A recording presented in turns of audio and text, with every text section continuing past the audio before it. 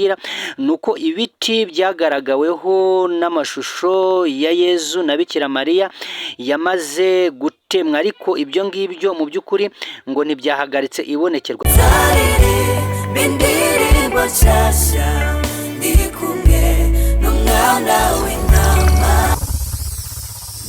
Isengesho TV ikugezaho ubutumwa bwiza bw'ubwami bw'Imana.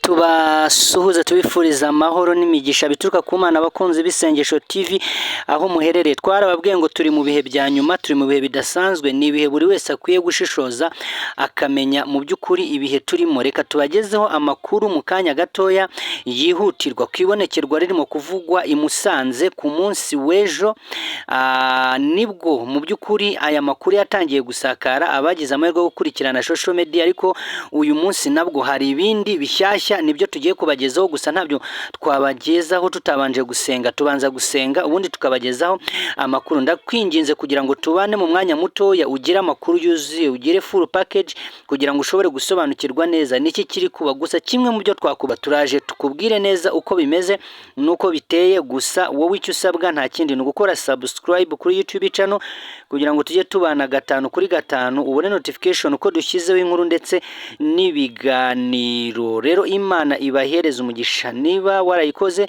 kanda like, Imana iraguhereza umugisha mwinshi kandi umugisha utagabanyije. Munyemerere dusenge Imana ubundi tuze tubagezaho byose uko birambuye nuko bimeze. Muri uyu mwanya muto turaza no kuvugana n'umuntu w'imboni yacu uri hariya kugira ngo akomeze kuduhereza amakuru tuyabagezeho 5 kuri 5. Ibintu ntabwo byoroshye, gusa kimwe mu byo mukwiye kumenya nuko turi mu bihe mu by'ukuri buri wese akwiye kugira amakenga agashishoza akamenya ukuri. Bibiliya avuga ngo nimumenye ukuri, ukuri kuzababatura. Nzi ko abantu benshi badukurikira hano ku Isengesho TV ari abantu basenga kandi bizera, bafite imyizerere. Munyemerere rero ntabwo nshaka gutinda, ndashaka kubaha updates, amakuru agezweho kugira ngo mushobore kuba muyafite. Gusa reka dusenge. Data mu izina rikomeye rya Yesu, izina ry'imbaraga, izina ry'ubutware, izina rikiza, izina ribohora, izina ririnda, izina abadayimoni bumva bagahinda umushyitsi, tugushimiye neza n'urukundo byawe, kandi tugushimiye ko ugira neza. Uri Alpha na Omega, uri itangiriro n'iherezo, nta wakwize wigeze akorwa n'isoni. Abantu bakwizeye bakizera izina ryawe, wabahaye ubutware n'ubushobozi byo kwitwa abana. Bahereza umugisha abantu bose. Turi mu bihe bigoye,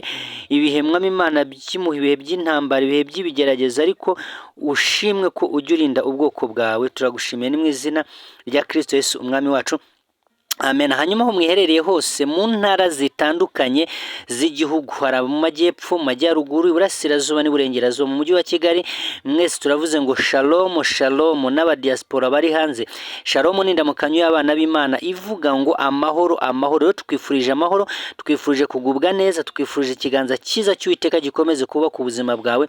Imana irwanye ibikurwanya kandi Imana inanize ibikunaniza mu izina rikomeye rya Yesu Kristo w'i Nazareti, amen. Mvugira ngo amen. Hanyuma ngo bimeze gute rero mu karere ka Musanze? Inkuru yarasakaye ku mbuga nkoranyambaga ahantu hagiye hatandukanye ku kigo cy'amashuri.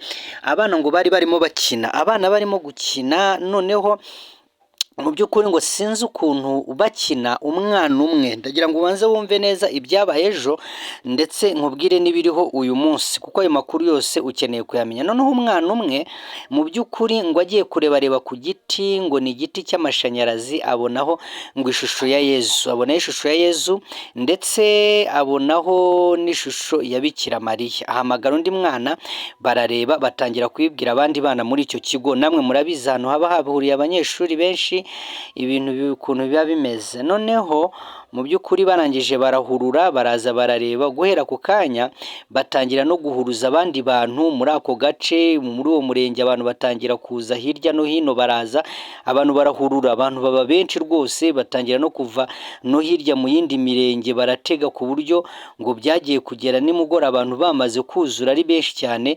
Abagize amahirwe yo kubikurikirana kugeza n'ubwo inzego z'umutekano mu by'ukuri ikibazo byakijemo, ndetse bahamagara bahamagara na padiri kugira ngo nawe aze, bose baraza bagera aho hantu, yaba meya w'akarere ka Musanze yarahageze, inzego za polisi n'umutekano zirahagera, ariko igitangaje ni kimwe, ni uko abantu bageze aho ngaho benshi batigeze babona ibyo bintu kimwe, ntabwo bigeze babona ibyo bintu kimwe.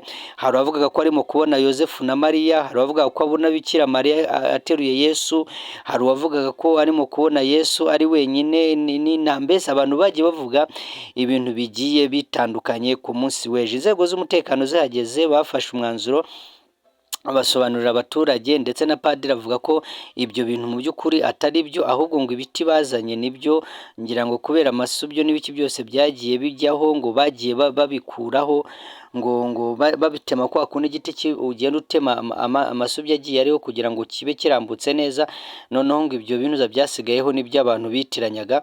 Basobanurira abantu, barababwira ngo bagende basubire mu mago yabo, ariko abantu bakavuga ko ngo hari n'inyenyeri yahagaragaye, mu by'ukuri inyenyeri hakavuga ko hari abandi bantu bagiye bayibona nayo mu by'ukuri uwo munsi. Hanyuma abaturage baragenda, inzego z'umutekano rero zifata umwanzuro wo gukuraho ibyo biti bijijisha, cyangwa bivugwa ko byajijishaga abaturage, byabayobeshaga ukurikije imvugo z'abantu, noneho barabitema barabitwara.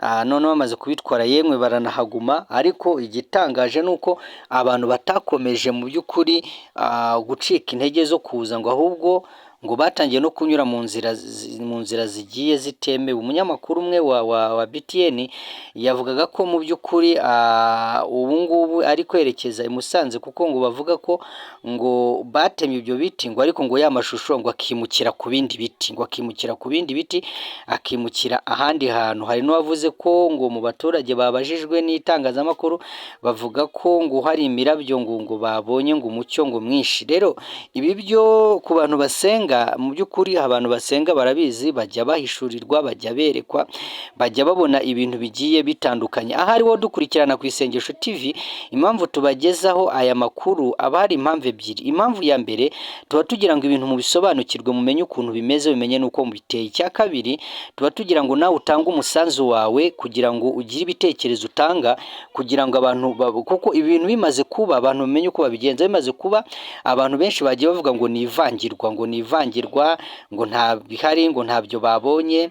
Abandi bakavuga ko ibintu by'Imana mu by'ukuri ngo ibonekerwa ryabayeho kuva kera, ngo abantu bagiye baribona, ngo abantu barenga ibihumbi bingahe baje kureba ibyo bintu. Mu by'ukuri ni igihe umuntu wese barimo gutanga umusanzu we.